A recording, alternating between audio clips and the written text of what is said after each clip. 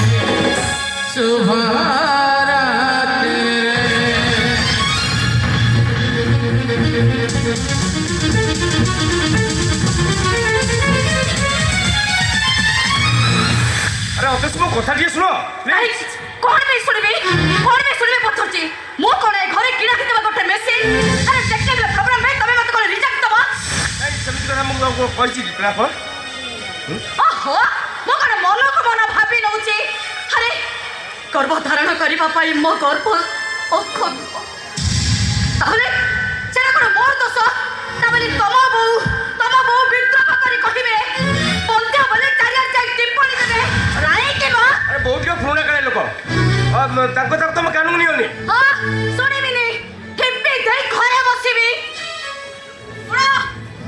যদি তম বউকে ছাড়ি তম অন্য কোটি রহিব তাহলে চলো তা নহলে এবে এই মুহূর্তে মো ঘর ছাড়ি চালি যাবি ও এমিতি কো খারাপ কথাটা কহি দেলি যে মা পাখুর তা পুଅକୁ ଅଲଗା କରି ଦେବାକୁ ବସିଛୁ ତମେ କାହିଁକି ଆମ ସ୍ୱାମୀ ସ୍ତ୍ରୀ ସମ୍ପର୍କ ଭିତରେ ପଦକ୍ଷେପ କରୁଛ ତମେ କ'ଣ ଇଚ୍ଛା ତମେ ଯାହା କହିବ ଆମେ କ'ଣ ସେଇ ଶୁଣିବାକୁ ବାଧ୍ୟ ତମର ଆଉ କିଛି କଥାରେ ମୁଁ ବାଧା ଦେଇଥିଲି କି তাহলে সর্ভেন্টের মাধ্যমে আমি যে পিলা জন্ম করিବାକୁ চাହୁଛୁ ତାକୁ ବିରୋଧ କରୁଛୁ କ'ଣ ପାଇଁ କେମିତି ଆଦରି ନେବି ଆଉ କୋଉ ନାରୀର ଗର୍ଭକୁ ଭଡ଼ାରେ ନେଇ ତମେ ସନ୍ତାନ ଯେ ସୃଷ୍ଟି କରିବ ଏଇଟା କ'ଣ ସୁନ୍ଦର କଥା ଆଉ କୋଉ ନାରୀର ଗର୍ଭରୁ ପିଲାଟିଏ ଜନ୍ମ ଆଣି ତମେ ବାପା ମା ହବ ତାକୁ କୋଳରେ ଧରିବାକୁ ତମକୁ ଟିକେ ଘୃଣା ଲାଗିବ କି ଅଜ ମଣିଷ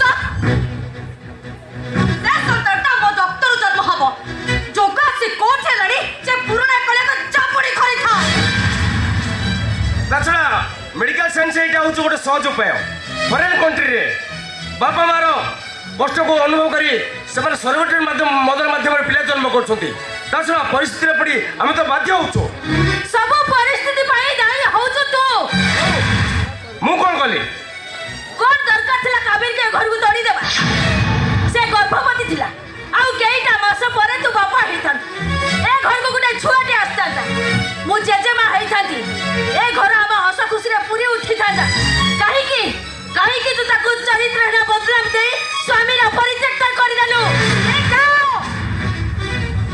ଯାହାକୁ ତମେ ଚରିତ୍ରହୀନ କରି ଘରୁ ବାହାର କରିଦେଇଥିଲ ତାକୁ ଚରିତ୍ରବତୀ କରି ଘରକୁ ଆଣି ତମେ ଜେଜେମା ହେଇଯାଅ ଇଏ ତମକୁ ବାଧା ଦଉଛି ବାଧା ହବନି କେମିତି ତୁ ପରା ମୋ ପୁଅକୁ ବାହା ହୋଇ ତା ଆସିବା ରାସ୍ତାରେ କଣ୍ଟା ବିଛାଇ ଯାଇଛୁ ଏବେ ଏଇ ମୁହୂର୍ତ୍ତରେ ମୋ ତମ ପୁଅକୁ କୁହ ମୋତେ ଡିଭୋର୍ସ ଦେଇଦେବେ ଏଇ ମୁହୂର୍ତ୍ତରେ କ'ଣ ଚାଲିଯିବେ ସତ କଥାରେ କହିଲେ ସମସ୍ତଙ୍କୁ ବାଧେ ଏ ଘରେ ବାଜ୍ୟ ଚୁକ୍ତି ବନ୍ଦ କର ତୁ ମୋତେ ଆଉ ଧମକ ଦେନା କହୁଛି ଏନେ କ'ଣ କହିଲ ଚୁକ୍ତି କରୁଛି ନାଇଁ ମୁଁ ଚୁକ୍ତି କରୁଛି ନା ତମ ବୋଉ ଚୁକ୍ତି କରି ମୋତେ ଅପମାନ କରୁଛନ୍ତି ହଁ କହିଦେଲି ବୋଲି ତତେ ବାଧି ଯାଉଛି ସୁବେନ୍ଦୁ ମୋତେ ସେ ଆଉ ଧମକ ଦେନା ମୋ ଇଚ୍ଛା ବିରୋଧରେ କାବେରୀକୁ ତଡ଼ିଦେଲେ ମୁଁ ସହିଛି ଦ୍ୱିତୀୟ ବିବାହ କଲେ ମୁଁ ସହିଛି କିନ୍ତୁ ଏଭଳି ଗୋଟେ ଅସନା ଅପରିଷ୍କାର ଛୁଆକୁ ଆଣି ଏ ଘରେ ନିରକ୍ଷର କଲେ ମୁଁ କଦାପି ବରଦାସ୍ତ କରିପାରିବିନି କ'ଣ କରିବୁ ଏ ଘର ଛାଡ଼ି ମୁଁ କୁଆଡ଼େ ଚାଲିଯିବି କ'ଣ ଶୁଣେଇବି ତୁ ମାନେ କ'ଣ ଶୁଣେଇବୁ ମୁଁ କହୁଛି ମୋ କଥା ଟିକେ ଶୁଣିସାରେ ଚିଲଉଛୁ ଏ ତୋ ଘର ତୁ ଏଠି କାହିଁକି ଛାଡ଼ିଯିବୁ ତାପରେ ଭଲ ହବ ଅଦସ୍କୁ ନେଇ ମୁଁ ଏ ଘର ଛାଡ଼ି ଚାଲିଯିବି ସୁବନ୍ଧୁ ସମନ୍ୱିକ ସହିତ କଥା ହେବା ପାଇଁ ମୋତେ ଟିକେ ସୁଯୋଗ ଦିଅ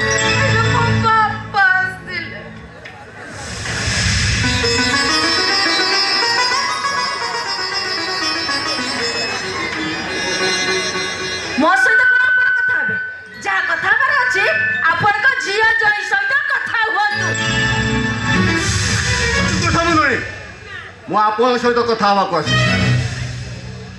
କାରଣ ଅତସିର ବିବାହର ଠାରୁ ତା ଅସଫଳ ମାତୃତ୍ୱ ପର୍ଯ୍ୟନ୍ତ ମୋ ଝିଅକୁ ଆପଣ ବହୁତ ଧିକ୍କାର କରିଛନ୍ତି, ଯୋଉଟାକି ବାପା ହିସାବରେ ସହିବାକୁ କଷ୍ଟ ଲାଗୁଛି। ମୁଁ ଚାହେଁ ଆର ଗୋଟେ ସ୍ଥାୟୀ ସମାଧାନ। ମୁଁ ଏମିତି କଣ ବୋହୁକୁ କହିଦେଲି ଯେ ଆପଣ ଆସୁଛନ୍ତି ତାର ବିଚାର କରିବାକୁ? ଖାଲି କଥା କହିନାହାନ୍ତି, ଅଭଦ୍ରାମୀ ଦେଖାଇଛନ୍ତି। ଆପଣ ନିଜକୁ କ'ଣ ଭାବିଛନ୍ତି? ଆପଣ କ'ଣ ଭାବିଛନ୍ତି ମୋ ଝିଅର ବନ୍ଧ୍ୟା ଦୋଷ ଥିଲା ଏକଥା ଜାଣିପାରି ମୁଁ ତମ ପୁଅକୁ ଦ୍ୱିତୀୟ ସ୍ତ୍ରୀ ଭାବେ ଭେଟି ଦେଇଛି? ଆରେ ବାପା ମୁଁ ସେଭଳିଆ ମୁଁ କେବେ ଭାବିନି ସେଭଳି। ଓହୋ, ଏ କଥା ତମକୁ କହୁନାହାନ୍ତି, ଏ କଥା ବୋଉକୁ କହୁଛନ୍ତି। ବିବାହ ପ୍ରସ୍ତାବ ତ ମୁଁ ଦେଇଥିଲି ନା। ପ୍ରସ୍ତାବ ତମେ ଦେଇଥିଲ, ହେଲେ କାବେରୀକୁ ତମେ ଡିଭୋର୍ସ ଦେଲା ପରେ ପ୍ରସ୍ତାବଟା ଆଗ ମୋ ବାପା ପଠେଇଥିଲେ। ଶୁଣ ଶୁଭେନ୍ଦୁ, ତମେ ଜଣେ ସାମାନ୍ୟ ଇଞ୍ଜିନିୟର। ତମରି ଭଳି କେତେ ଇଞ୍ଜିନିୟର ମୋ କମ୍ପାନୀରେ କାମ କରୁଛ। ତମେ ଏମିତି ଅମୂଲ୍ୟ ପାତ୍ର ନୁହେଁ ଯେ ଏ ଶିଳ୍ପପତି ପରାଶର ପଟ୍ଟନାୟକ ତା ଝିଅକୁ ବିବାହ ଦେବା ପାଇଁ ତମ ଘରକୁ ପ୍ରସ୍ତାବ ପଠେଇଛି। ଆରେ ମୁଁ ଚାହିଁଥିଲେ କୋଟିପତି ଲକ୍ଷପତି ପାତ୍ର ସହିତ ମୋ ଝିଅର ବିବାହ କରିଛି। ଦେଖନ୍ତୁ ବାପା, ବୋଉ ଅତସ୍କୁ ଅପମାନ ଦେଲା ଭଳି ଆପଣ ମତେ ଅପମାନିତ କରୁଛନ୍ତି। ଅପମାନ ନୁହେଁ, ସତ୍ୟର ଉନ୍ମୋଚନ। ତମ ବାପା ସତ୍ୟବ୍ରତ ସାମନ୍ତରାୟ ଥିଲେ ମୋର ବାଲ୍ୟ ବନ୍ଧୁ। ସେଇ ମୋତେ ଶିଳ୍ପପତି ହେବାର ସ୍ୱପ୍ନ ଦେଖେଇଥିଲେ। ଅର୍ଥ ମୋର, ବୁଦ୍ଧି ତାଙ୍କର। ତାଙ୍କ ବୁଦ୍ଧି ପ୍ରୟୋଗ କରି ମୁଁ ଶିଳ୍ପପତି ହେଇଗଲି। ଆଉ ଆମ ଦୁଇ ବନ୍ଧୁଙ୍କ ବନ୍ଧୁତ୍ୱକୁ ଆହୁରି ନିବିଡ଼ କରିବା ପାଇଁ ତମ ଦୁଇ ଜଣଙ୍କୁ ବିବାହ କରିବା ପାଇଁ ଆମେ ନିଷ୍ପତ୍ତି ନେଇଛୁ। ହେଲେ ସତ୍ୟବ୍ରତ ମରିଯିବା ପରେ ତମ ବୋଉଙ୍କ ଜିଦ୍ ପାଇଁ ତମେ ଅନ୍ୟ ଏକ ଝିଅକୁ ବିବାହ କଲ। ଆଉ ଏବେ ତାକୁ ଡିଭୋର୍ସ ଦେଲ। ମୋ ବନ୍ଧୁଙ୍କ ଆତ୍ମାର ଶାନ୍ତି ପାଇଁ ତମ କଥା ରଖିବାକୁ ଯାଇ ମୋ ଝିଅ ଅତସିକୁ ତମର ଦ୍ୱିତୀୟ ସ୍ତ୍ରୀ ଭାବେ ଘରକୁ ପଠେଇ। ବିଧାତା ଯାହାକୁ ଯାହା ସାଥିରେ ଯୋଡ଼ି ଦିଏ ସେ ତାର ହେଇଯାଏ। ମୋ ପୁଅ ପ୍ରଥମେ କାବେରୀକି ବାହା ହେବାର ଭୂମିକା ମୋର କିଛି ନଥିଲା। ଦ୍ୱିତୀୟ ବିବାହରେ ମୋର କିଛି ଭୂମିକା ନଥିଲା। ଗୁରୁଜନ ହିସାବରେ ଭଲ ମନ୍ଦ ଜଣିବା ମୋର କାମ ଥିଲା। ମୁଁ କେବଳ ସେତିକି କରିଛି ବାସ୍। ବର୍ତ୍ତମାନ ତମ ପୁଅ ବୋଉଙ୍କ ନିଷ୍ପତ୍ତିକୁ ବିରୋଧ କରୁଛ କ'ଣ ପାଇଁ? ସେମାନେ ଯୋଉ ତମ ପୁଅ ବୋଉ ବାପା ମା ହୁଅନ୍ତୁ ଏକଥା କ'ଣ ଚାହୁଁନ କାହିଁ? ଶୁଣ, ସେମାନେ ଯୋଉ ଉପାୟରେ ବାପା ମା ହେବାକୁ ଚାହୁଁଛନ୍ତି ତାହା ହଉଛି ଅସାମାଜିକତା। ମେଡିକାଲ ସାଇନ୍ସରେ ଏଇଟା ସାମାଜିକତା। ତାହେଲେ କୋଉଠୁ ଅନାଥ ଆଶ୍ରମରେ ପିଲାଟି ଆଣି ସେ ବାପା ମା ହଉନାହାନ୍ତି, ଏଥିରେ ଅସୁବିଧା କ'ଣ? ପୂର୍ବାଶୟ ସନ୍ତାନୀର ଧାରଣ କରିବାକୁ ଅକ୍ଷମ, ତା ବୋଲି ନୁହେଁ ଯେ ମୁଁ ବନ୍ଧ୍ୟା। ନିଜ ରକ୍ତର ଗୋଟେ ଛୁଆଟିକୁ ସନ୍ତାନଟିଏ ମୁଁ ସୃଷ୍ଟି କରିବାକୁ ମୁଁ ସକ୍ଷମ ଅଛି। କ'ଣ ପାଇଁ ମୁଁ ଆଶ୍ରମରୁ ଆଣିବି? ଗର୍ଭକୁ ଭଡ଼ା ନେଇ ଆମେ ନିଜ ରକ୍ତର ପିଲାଟିଏ ଜନ୍ମ କଲା ବେଳକୁ ସେଇଟା ଘୃଣାରେ ତୁ ନାକ ଟେକି ଯାଉଛି। କୋଉ ଅନାଥ ଆଶ୍ରମରୁ ପିଲାଟି ଆଣି ଏ ଘରେ ପଡ଼ିଲେ ସେଇଟାରେ କ'ଣ ତୋତେ ମହମହି ବାସିବ? ଶୁଣନ୍ତୁ, ଶୁଭେନ୍ଦୁ, ତମ ବୋଉକୁ ଟିକେ ଭଲ ଭାବେ ବୁଝେଇ ଦିଅ। ମୋ ଝିଅ ଅତସି ମୋ ପାଇଁ ଖାଣ୍ଟି କୋହିନୂର ହୀରା। ଭାଙ୍ଗି ଖଣ୍ଡ ଖଣ୍ଡ ହେଇଗଲେ ବି ତା ଦାମ କେବେ କମିବନି। ମୋ ଝିଅର ମାତୃତ୍ୱ ପାଇଁ ଯେତେ ଟଙ୍କା ଖର୍ଚ୍ଚ ହେବ ମୁଁ ବହନ କରିବି। ତମେ ଡକ୍ଟର ସହିତ ପରାମର୍ଶ କରି ଗୋଟେ ସର୍ଗେଟାଇନ୍ ମଦର ସ୍ଥିର କର। এইটা মোর শেষ কথা। আসুছি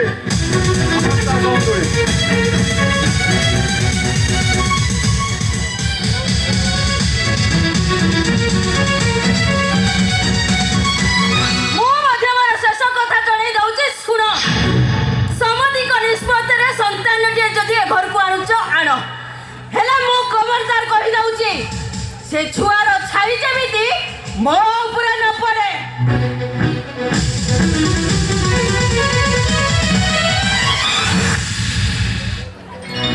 ଶୁଭେନ୍ଦୁ, ଏବେ ଆମେ କ'ଣ କରିବା? ବ୍ୟସ୍ତ ହଉନି ଅତସି, ସେଇ ସର୍ଭେଟେଡ୍ ମନ୍ତ୍ର ମାଧ୍ୟମରେ ଆମେ ବାପା ମା ହେବା। ଏ ନିଷ୍ପତ୍ତି ମୋର। ଶୁଭେନ୍ଦୁ, ତମେ କେତେ ଭଲ।